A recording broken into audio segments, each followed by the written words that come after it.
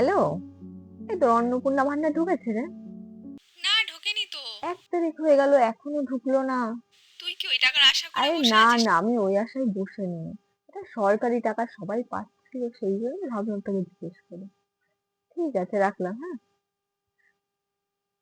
Hello, দিদি ভাই, বলছি তোমার অন্নপূর্ণা ভান্ডার ঢুকেছে গো। না গো, ঢোকেনি তো এখনো।